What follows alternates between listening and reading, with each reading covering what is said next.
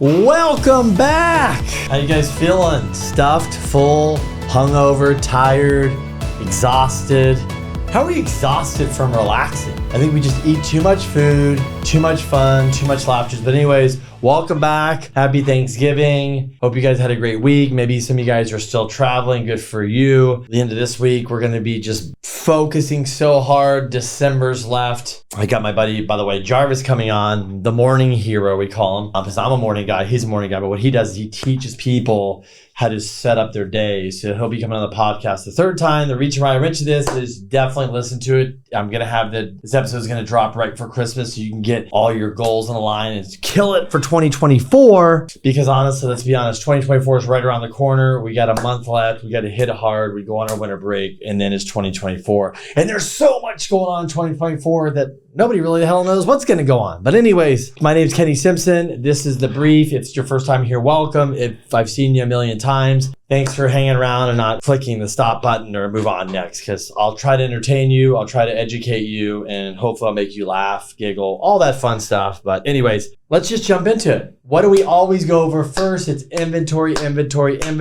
Nationally, we're at 565,875. The problem with that number, folks, is last week we're at 569. We are going down. So we lost nationally week over week.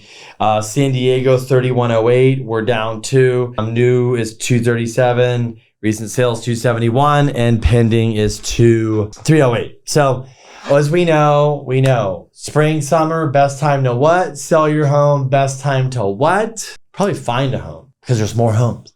Winter, fall, worst time to sell your home. What? Best time to what? You guys should know this by now. Get a deal. Always. It doesn't matter if rates are 7 or 8 or 3 or 2 or 4. Nobody wants to move during the holidays. Nobody wants to sell during the holidays. I don't care if you're a renter or you're buying.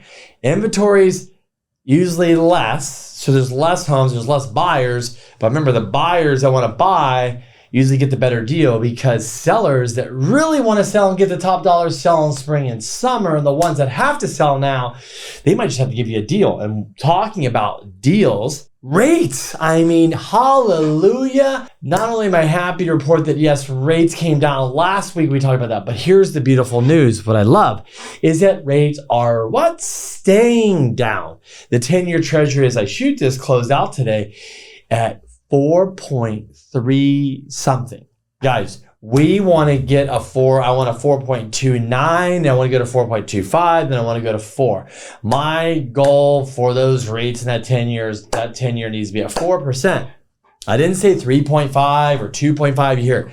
I'm being realistic here, guys. I just want that conventional rate with a 6 in front of it. We're so close. With no points, we're at 7.125 on a conventional. With points, obviously, you're in the 6s. FHA, you're in the 6s already. So huge drop off. We're seeing a huge increase in refis, purchases, activity all over. Everybody's talking about it, right? We're seeing the pickup because, look, a point less is saving money. It makes sense. So I'm really stoked about the rates coming down, staying down. Obviously, we know because the data is warranting that. And the big question is, have rates peaked? The 10-year treasury at 5 was at the peak, and then the rates at 8% was at the peak. As I mentioned to you guys weeks and weeks prior to this, we always have that when rates were too low, we're like, this is unsustainable. It was getting lower and lower, and then eventually they popped up. Rates were getting unsustainable, that high. Real estate market was really not liking that 10-year at 5. The stock market was really not liking that. And so we got a little bit of better news as far as inflation and, consumer spending and things like that. Jobs is softening, so we're getting some love. The Fed, is he going to be done raising? I'm sure everybody agrees he is, but is he going to remain hawkish? Absolutely. He's going to keep his finger on the pulse, his foot on our throat, whatever you want to call it, because he's not going to give up just yet. He's going to keep fighting inflation. Will he go too far? Probably will. So what are we going to do about it? We can't do anything about it. The economic data this week is really important. We got new home sales. We got some consumer confidence. Fed officials talk. Powell talks. PCE. Auto sales on Friday. We've got a lot of stuff going on this week. PC is what the Feds look at.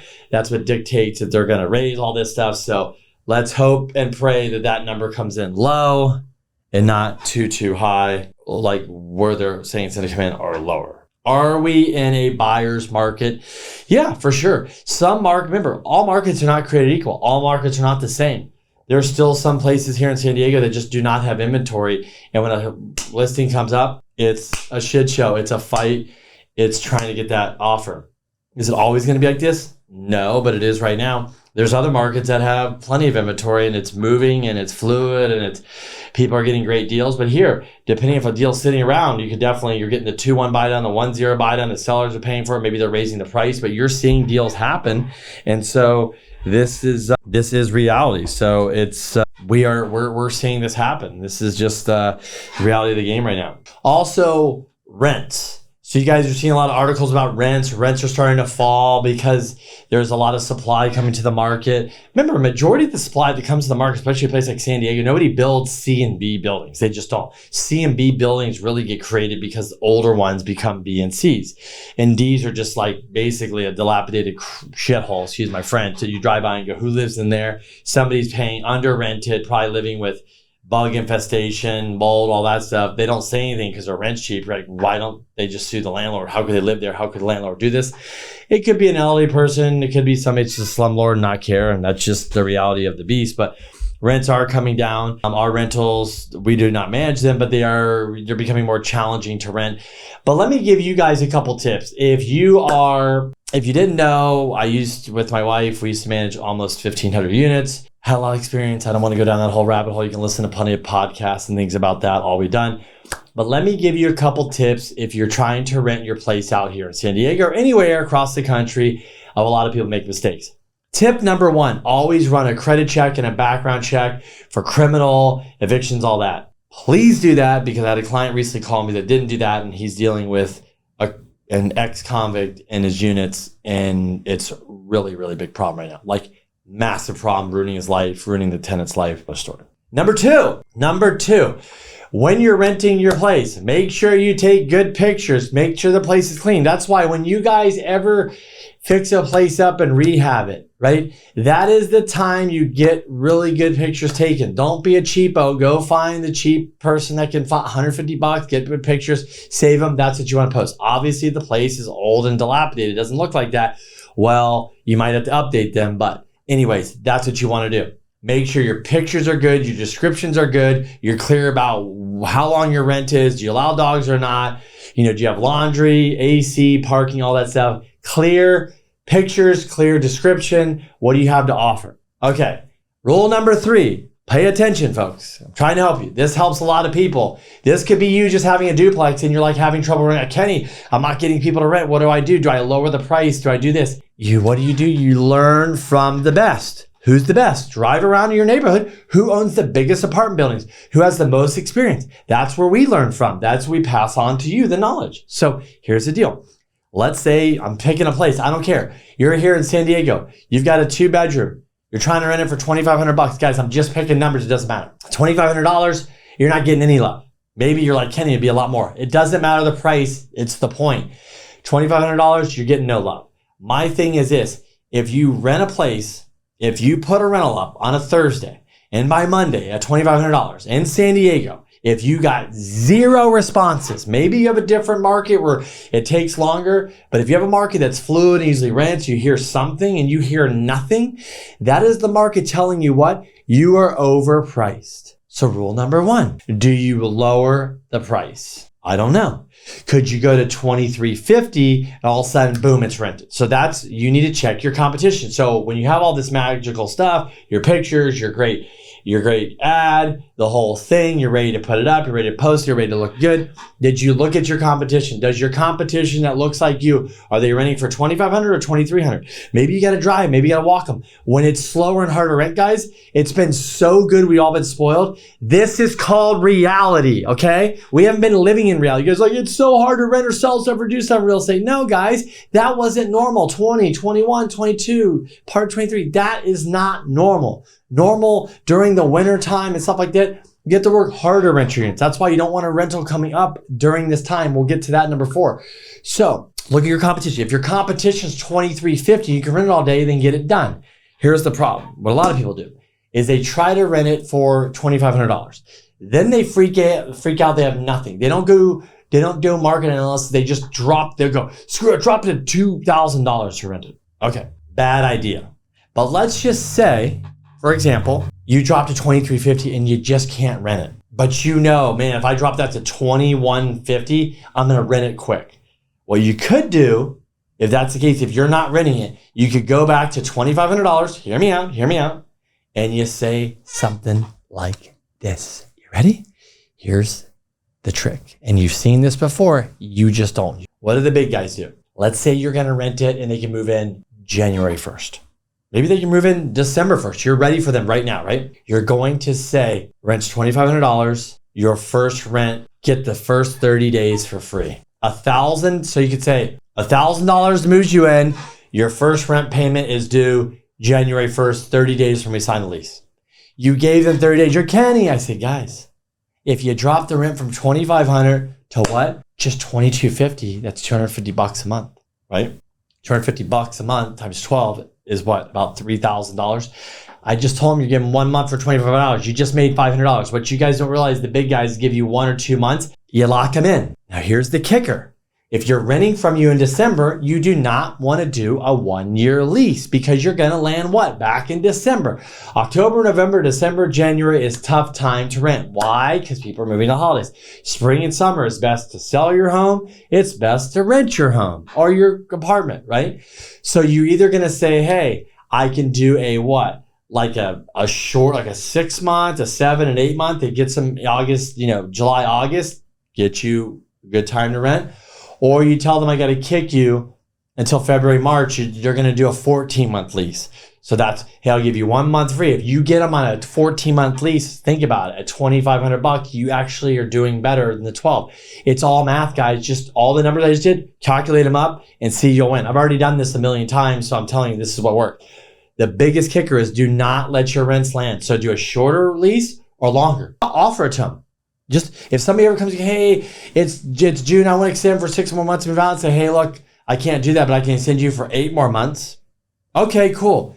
You want to help yourself out, not as much them out. So that was not a long rant. Hope that can help some of you out how to rent. Okay, reminder, 5% down, 2 to 4 units is live. House hacking. How can house hacking save money? There's actually, we're going to bring it up on the screen here. CNBC wrote an article that says Gen Z millennials are house hacking to become homeowners in a tough market. How the strategy can help. Let's go through 3 strategies. I'm just picking them literally on top of my head right now. House hacking. Strategy number 1, you buy a house, you rent out your rooms. The lender is not going to allow that income to qualify you unless it's a certain type of program. So if you're just like FHA, VA, conventional, those standard ones, it's not going to allow you to use that rental income, but it'll help offset. Keep in mind, when you have people that live with you, you need to be very, very picky because you're sharing bathrooms, possibly kitchens and stuff. You really want to make sure you like them a lot. I've done this past when I was young and I owned a place here. It worked out great. It doesn't always work out. Number 2, the real house hack is buying a 2 to 4 unit because of the 5% down and not having the self-sufficiency test. That's a way you can look. Here's the thing is, you could buy one where there's a 3-bedroom and then there's, all these other units. You still can get roommates and rent those other ones out. Again, who do you lease to? I've already went through this before. Background check, credit check. Make sure you know who's moving in, especially if you be very, very picky. You can be a little less picky on the other renters. You got to make sure you know who's moving in. That income can help offset your mortgage or hopefully one day zero it out. Or when you move out of this place, maybe you get married or want to buy a condo or a house, this can be self-sufficient on its own to cash flow and you have investment property. Scenario number 3 is almost the ultimate house hack, which I call, is that you can buy units. You can live in one, right? Live in the one, rent out the rooms. Then you can start short-terming rental one of them and try that. If it works, you can eventually turn some of these into short-term rentals. So let's say you're going to make $2,000 per unit. You all of a sudden now can make maybe $4,000 or $5,000 per unit and live rent-free, maybe collect some cash flow. Keep in mind on all these, 5% down, follow Fannie Mae guidelines. You got to get AUS approval. You need 6 months reserves. You can have a gift for the down payment. You can have co-signers. You can have other people buy it with you. This has to be a primary minimum credit score, I believe 620. Hopefully you have higher because it's going to be, and the rate hit's not bad from 20% down to 5%. It's maybe a quarter difference in rates. So somewhere around there, it's not bad at all. So house hacking, 5% down, that program is live. If you have questions, let's get on a call, hit me up. You can always, call me, hit me up, type Kenny Simpson mortgage. I'll come up, get a 15-minute call with me. I'd love to talk to you about more about that. But I was like looking at an article, I was like, who is buying, who's financing? Let's get some data. Like, why not? Like, what's going on out there, right? So I want to show you guys. So this is National Association of Realtors. Okay. So characteristics of a home purchase. I have to read because I cannot memorize all this stuff. So here we go. We're going to go fast. 13% of buyers purchased a new home and 87% of buyers purchased a previous home. Most recent buyers who purchased new homes are looking to avoid renovation and problems with plumbing, electricity at 45%. Buyers who purchased previously owned homes were most often considering better price at 38%. Detached single-family homes continue to be the most common type of home at 79%. Followed by townhouses and row homes at 8%. So 80% are homes. Wow. Senior-related housing increased this year to 19% from 7% last year. Wow. For buyers over the age of 60, with 17% of buyers typically condos and 12% of purchasing townhomes or row homes. The median distance between the home the recent buyers purchased, this is interesting, and the home they moved from was 20 miles. This is a decline from 50 miles the last year, but a revision back towards the previously held normal for 15 miles. For buyers, 60% cited quality of neighborhood as most important factor, in terms of location, convenience to friends and family. Overall affordability was at 45 and 39. Buyers typically purchase their home for 100% of the asking price, with 25% of the purchasing for more than asking price. The typical home that was recently purchased was 1,860 square feet, had 3 bedrooms, 2 bathrooms, and was built in 1985. Overall, buyers expected to live in their homes for a median of 15 years, while 22% said they were never moving. Well, those might not be never moving. It's because their rates are locked in. Okay, finance the home. 80% of recent buyers financed their home purchase, up slightly from 78 the last year, but still down 87% in 2021. No wonder, because rates, when you have rates 2%, you're just going to use the bank's money. The typical down payment for first-time home buyers is 8%, while the typical down payment for repeat buyers is 19%. That's like the typical member average. For 54% of buyers, the source of the down payment came from their savings. 53% of repeat buyers cited using proceeds from the sale of a primary residence, while 23% of first-time home buyers used a gift or loans from friends or family for the down payment. The first-time home buyers, 38% said saving for a down payment was the most difficult step in the process. Let me repeat. 38% of first-time home buyers said the most difficult point was saving for down payment. Interesting. The majority of first-time home buyers did make financial sacrifices to purchase a home. For those who did, the most common sacrifices buyers reported were cutting spending on luxury goods, entertainment, and clothes. Buyers continue to see purchasing a home as a good financial investment. 82% reported they view a home purchase as a good investment. A couple things here just to point out. Number one is I did this last week, and if you're following me on social, the reels will come out. How I said there's 4 things a buyer's doing where you got to watch your credit, you got to cut spending, you got to act like, you're cut spending on, coffee and luxury goods, entertainment like that to save money. You got to start saving money. How do you save money? When that deposit comes in your bank account, you need to automatically, I don't care if it's $50 a month, $100 a month, $1,000 a month, $5,000, it needs to get transferred into another savings account that's hard to access. You can't just transfer it back. It's a pain in the ass. So that starts saving your housing fund. And the last thing is you should live like you're a homeowner. So what would the mortgage payment be? And things like that, and putting money aside, the whole thing you got to do as a homeowner. I'm not going to get it right here. You should live like that and see what that feels like to make sure you're ready and comfortable, right? Because if you're going to buy a home, and maybe you're like, well, Kenny, I'm saving all this money. Look, guys, I get it.